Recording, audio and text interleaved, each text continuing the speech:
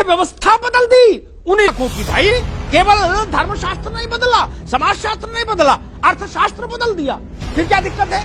हम एक रास रंग पर 300 करोड़ रुपया खर्च कर देते हैं एक शहर में, जब सरकार में होते हैं तब बच्चे भूखे नहीं होते। मैं कहना नहीं चाहता था ये विषय, लेकिन आज काशी में बाबा विश्वनाथ धाम के पुनरुद्धार के समय ये जो राजनीति की गई ये ठीक नहीं। भाजपा से निपटने के लिए और तमाम दिन आप इसके औचित्य पर सवाल खड़ा कर रहे हैं, गजब बात कर रहे हैं। सैफई में नाच हो सकता है, वो औचित्यपूर्ण है, लेकिन बाबा विश्वनाथ धाम नहीं बन सकता क्योंकि बच्चे भूखे हैं। कैसे कैसे, जैसे आदमी अल्टो नहीं खरीद सकता, स्कूटर मोटरसाइकिल नहीं ले सकता भारत का आम आदमी, वैसे आप लोग जहाज में चल रहे हो, निजी जहाजों में है, ज्ञान बांट रहे हो कि गरीब के लिए वो रात भर जग रहे हैं, छत पे टहल रहे हैं। हमने आप लोगों के घरों में कप प्लेट देखे, पूछो ये कटोरी कहां से आई, बोले ये इटली से आई, बोले ये बोले पेरिस से आया गिलास।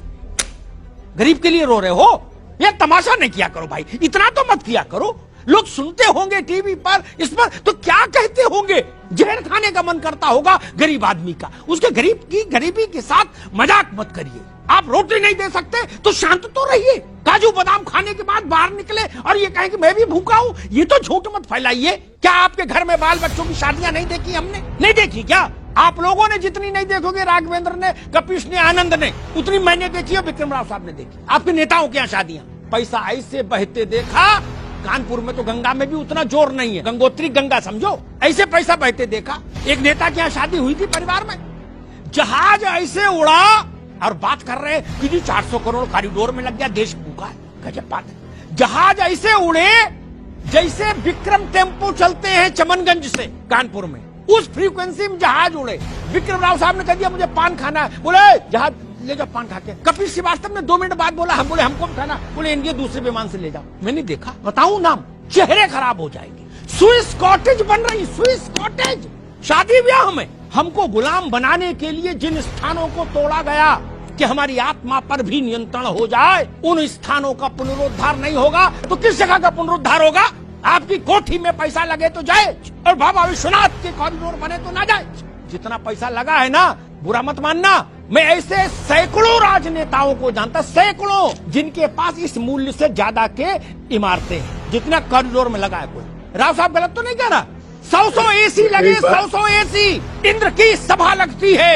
अरे पशु पक्षी भी विदेशी हैं। 2.5 लाख का तोता, उसको मकाऊ बोलते, क्या बोलते? पकाऊ। हाँ, एक नेता थे, बोले ये पकाऊ लाए, मकाऊ बताए। बोले मैंने कितने का लाए? बोले भैया 2.5 लाख का लाए।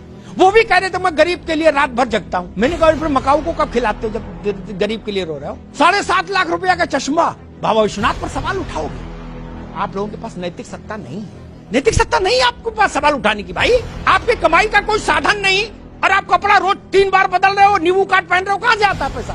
काम कोई है नहीं, धंधा कोई है नहीं, बायोडेटा में लिखा समाज सेवा, और फॉर्च्यूनर में चल रहे हो झमाझम, 4 गाड़ी आगे 4 पीछे, और जूता भी साला सफेद पहन रहे हो, मोजा ही नहीं।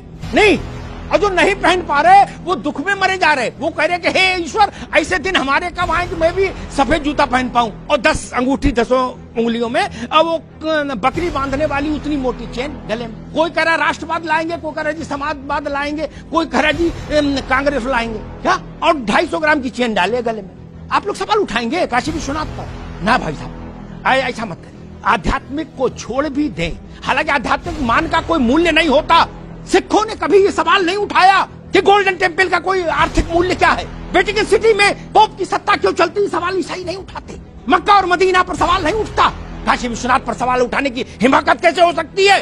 अयोध्या पर सवाल उठाने की हिमाकत कैसे हो सकती है? जब राजनीति नहीं थी, जब पार्टियां नहीं थी, जब नेता नहीं थे, तब इस देश को किसने एक रखा? मेरे मित्र, हम लोग तो बाद में आए हैं नेतागिरी करने के लिए। हजारों साल की गुलामी के बाद भी अगर तुलसी चौरा बचा रहा, उसमें दीपक बाती होती रही, अगर सत्यनारायण की कथा बची रही, अगर बजरंगबली का मंदिर बना रहा, अगर राम सीता विवाह हो की यादें बनी रही हमारे जहन में, तो यही मठ मंदिर थे जिन्होंने भारत की आत्मा को जीवित रखा। शासक कोई रहा हो, शक आए, हूड़ आए, मुगल आए, कहां कहां के अलवन बलवन सब आ गए, क्या कर लिए?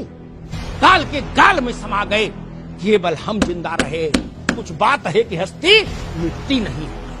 इसलिए मैं सबसे कहूंगा, स्वागत कीजिए बाबा विश्वनाथ के इस कॉरिडोर का, इस संकुल का। ये भारत की आत्मा का शंखनाद है, इसको सुनिए।